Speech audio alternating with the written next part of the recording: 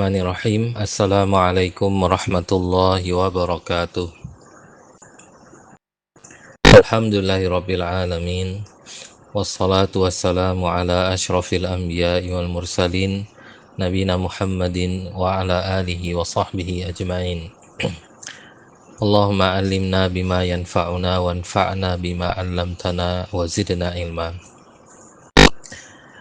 Para pendengar yang dirahmati Allah Subhanahu wa taala, pada kajian hari ini kita akan mempelajari salah satu surat di dalam Al-Quran, yang mana surat ini memberikan banyak sekali nasihat, faidah kepada kita semua yang bisa kita ambil pelajaran dan bisa untuk kita amalkan, yaitu surat At-Takatsur di dalam juz 30.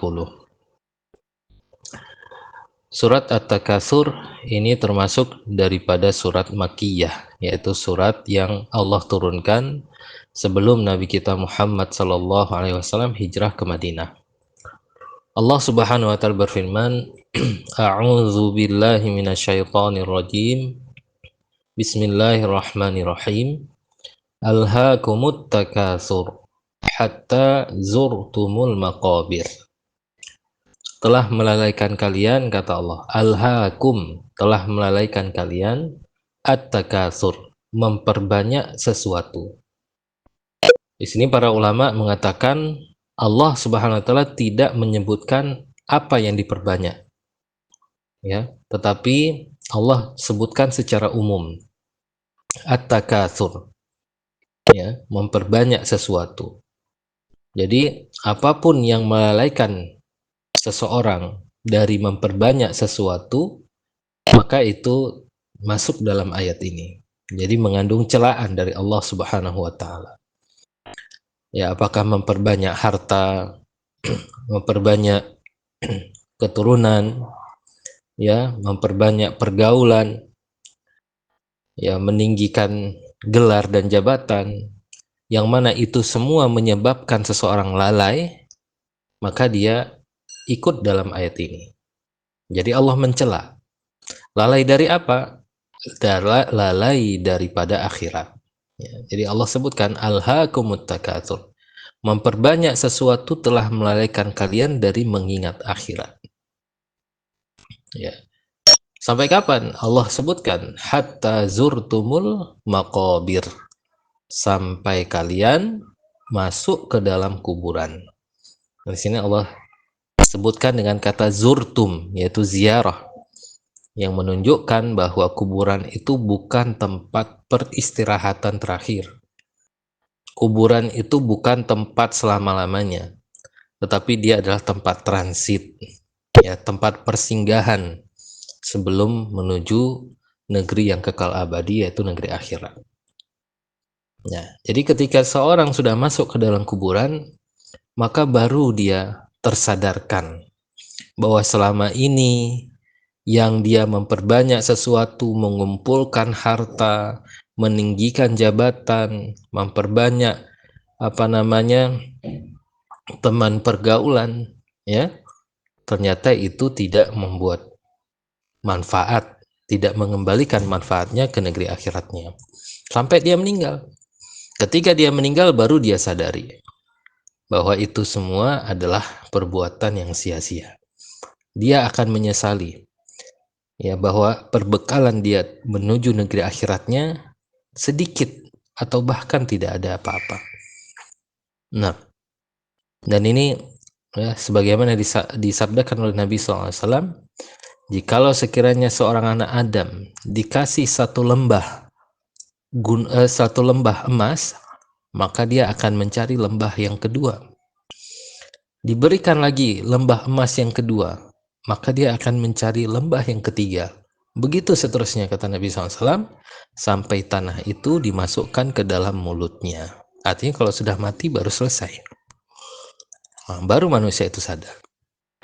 Padahal manusia yang cerdas itu, kata Nabi SAW, adalah manda al-kayyis, orang yang cerdas, kata Nabi, mandana nafsahu wa amila lima ba'dal maut, yaitu orang yang selalu mengintrospeksi dirinya.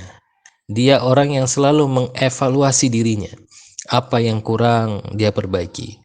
Apa yang masih tidak benar dia benarkan. Dari ibadahnya, dari sholatnya, dari puasanya, dari hablum minannasnya. Dia evaluasi dirinya. Sebelum hasibu qabla an tuhasabu, kata Umar. Hisaplah diri kalian sendiri sebelum kalian dihisap. Itu yang pertama kata Nabi. Yaitu dia orang yang introspeksi dirinya. Dan yang kedua kata Nabi adalah wa amila lima ba'dal maut. Dia beramal sebagai bekal dia untuk hari setelah kematiannya. Nah, itu orang cerdas. Orang cerdas kata Nabi ada dua indikatornya. Dia introspeksi diri dan dia beramal sebagai bekal menuju akhiratnya. Nah, kemudian atau yang sering diistilahkan dengan orang sekarang yaitu orang yang cerdas itu orang yang ingin hidupnya dalam keadaan enak dan matinya pun dalam keadaan enak. Nah, ini orang yang cerdas, bukan hanya berat sebelah, bukan hanya dia memikirkan dunianya saja, apalagi dia tahu fakta dunia ini adalah sesuatu yang tidak kekal abadi, sesuatu yang akan pergi. Kalau dia terus-menerus memikirkan dunia, ini menunjukkan kurang di dalam akalnya. Nah, betapa banyak kita lihat orang yang menceritakan masa kecilnya, yang dia katakan sendiri seakan-akan itu baru terjadi kemarin. Memang tidak lama, itulah hakikat dunia. Ya, hari demi hari berganti, yang menunjukkan kita semakin dekat dengan ajal kita. Nabi SAW mengatakan di dalam hadis riwayat Muslim, yaqulul abdu, seorang hamba mengatakan, mali mali, hartaku hartaku. Di mana hartaku? Betapa banyak hartaku. Pokoknya dalam ucapan dia sehari-hari, hartaku, uangku, rumahku, dan seterusnya. Wa inna malahu min malihi salas. Kemudian Nabi melanjutkan, padahal yang benar-benar dia miliki dari keseluruhan hartanya itu cuma 3, kata Nabi.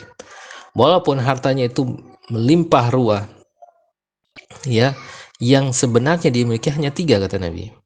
Ma'akala fa'afna, apa yang dia makan kemudian membusuk, maksudnya dikeluarkan. Wa aula bisa fa'abla, atau apa yang dia pakai sampai lusuh pakaian. Au tasaddaqa faqtana, atau apa yang dia sedekahkan kemudian itu akan menjadi tabungannya di negeri akhirat. Wa ma siwa dzalika, adapun selain itu semuanya walaupun hartanya melimpah ruah, fadzahibun wa tarikuhu linnas, akan pergi dan akan dia tinggalkan untuk orang lain. Nah, ini. Jadi, kalau orang yang cerdas tentu dia akan banyak-banyak bersedekah. Ya, karena itu yang akan dia dapatkan lagi nanti di akhirat. Ya, maka ketika turun ayat Al-Quran, lan tanalul birra hatta tunfiqu mimma tuhibbun, kata Allah, kalian tidak akan mendapatkan kebaikan yang sempurna sampai kalian menyedekahkan harta yang paling kalian cintai. Ketika Umar mendengar ayat ini, Umar langsung memberikan di jalan Allah kebun kurma yang paling beliau cintai. Ya, kebun kurma yang paling beliau cintai. Karena beliau ingin kebun kurmanya itu akan selalu menjadi milik beliau nanti di akhirat kelak, di negeri yang abadi. Dengan cara apa? Dengan cara diberikan, disedekahkan, diberikan ke jalan Allah Subhanahu wa taala. Adapun orang yang tidak mau memberikan sedekah, tidak mau mewakafkan, tidak mau berinfak di jalan Allah, sebenarnya itu adalah dia akan tinggalkan kepada orang lain, yang dia tidak akan dapatkan apapun dari apa yang telah dia tinggalkan itu. Nah, kemudian Nabi SAW juga bersabda di dalam hadis Al-Bukhari, yatba'ul mayyita thalathun, yang mengiringi jenazah ketika diantarkan ke tempat dia dikuburkan, 3, kata Nabi, yang akan mengiringi dia. Ya, Yang mana dari yang 3 itu 2 akan kembali, 1 yang akan terus bersamanya. Apa itu? Yatba'uhu ahluhu wa malhu wa amaluhu, kata Nabi. Yang akan mengiringi jenazah yang pertama adalah keluarganya, kemudian yang kedua hartanya, dan yang ketiga adalah amalannya, kata Nabi. Fayarji'u ahluhu wa maluhu, akan kembali anak, akan kembali keluarga dan hartanya, dan akan terus menemaninya dia adalah amalannya. Ya, ini hadis dari Bukhari, hadis yang sahih. Nah, ini menunjukkan bahwa yang paling setia menemani kita nanti adalah amalan kita sendiri. Salat kita, puasa kita, zakat kita, sedekah, baca Quran, kita beribadah, bertaubat kepada Allah, menangis di malam hari, menitikkan air mata takut kepada azab Allah, itu yang akan setia, yang selalu menemani kita. Adapun anak, ya, yang kita sayangi, yang kita mati-matian mencari nafkah untuk membuat kehidupannya menjadi enak, begitu juga istri yang katanya sehidup semati, itu hanya akan sebatas sampai di tempat kuburan. Kemudian mereka akan kembali, dan mereka juga nggak mau, ya, anak istri kita berlama-lama menempatkan kita di kamar kita kalau kita sudah berpulang. Kalau kita sudah jadi jenazah, mereka nggak mau berlama-lama karena takut busuk, takut bau, cepat-cepat pengen langsung dikuburkan. Nah, maka yang akan setia kepada kita adalah amalan kita, sedekah kita, ya, puasa kita, dan seterusnya. Kemudian dalam hadis yang lain Nabi mengatakan, yahrumu ibnu Adam wa tabqa min husnatan. Anak Adam itu akan menua, kata Nabi SAW. Dan itu sunnatullah. Ya, sunnatullah. Ya, walaupun orang itu tidak ingin menjadi tua, dia akan tetap menjadi tua. Ya, tetap. Ya, akan menua, kata Nabi SAW. Dan yang akan terus menerus semangat, yang akan terus menerus seperti masa mudanya hanya 2, kata Nabi, al-hirsu wal amal, yaitu semangat terhadap dunia dan cita-citanya terhadap dunia. Nah, ini nggak kenal usia. Bahkan banyak kita lihat orang-orang yang sudah lanjut usia pun, sudah masuk masa uzur, masih panjang cita-citanya, masih pingin buat ruko ini, buat rumah sana, beli tanah sini, pingin jalan-jalan sana sini, padahal dia sudah uzur. Oke lah kalau orang-orang kafir itu mungkin mereka tipis atau tidak ada keimanannya untuk hari akhirat. Namun yang sangat disayangkan adalah orang-orang yang mengatakan dirinya orang-orang Islam. Kenapa nggak di sisa umurnya dia habiskan untuk ibadah? Dia habiskan untuk bersedekah hartanya, ya, atau dia mengeluarkan sedekah dengan sebanyak-banyaknya. Tentu tidak dihabiskan karena dia wariskan kepada ahli warisnya. Ya, waktunya dihabiskan untuk mempelajari Al-Quran, untuk berzikir, memperbanyak sholat. Ya, ini tidak. Sebagian orang, na'udzubillah, semakin tua semakin banyak ide-idenya terhadap dunia. Semakin dia sukses, semakin dia sibuk, semakin dia na'udzubillah. Nah, ini padahal dicontohkan para ulama dahulu, orang-orang salaf terdahulu, ya, ketika mereka sudah mencapai umur 40 tahun, mereka sudah mulai giat untuk ibadah. Sudah mulai sedikit demi sedikit, ya, melepaskan diri dari dunia mereka ketika umur 40 tahun. Ya, mulai mereka beribadah dengan giat, baca Quran, mulai belajar lagi agama. Ya, karena masa remajanya sudah lewat, masa senang-senangnya sudah lewat. Ini masa 40 tahun ini sudah gerbang, ya. Udah gerbang untuk menuju negeri berikutnya. Tentunya amalan disiapkan dengan sebaik mungkin. Apalagi kata Nabi SAW, umur umatku, a'maru ummati baina sittin wa sab'ina sana. Umur umatku itu antara 60 sampai 70 tahun. Wa qalilun man yajuzu dzalik. Hanya sedikit yang melewati 70 tahun. Nah, berarti sudah dia mempersiapkan diri. Baik. Jadi orang itu akan tersadar kalau dia ternyata bekalnya masih sedikit, ternyata dia selama ini tersibukkan dengan dunia ketika dia sudah mati. Dan ini sangat disayangkan, karena ketika sudah mati itu tidak ada bergunanya lagi penyesalan. Ya, makanya kata Imam Ali, ya Ali bin Abi Thalib radhiyallahu taala anhu, beliau mengatakan manusia hidup di dunia ini sebagaikan mimpi.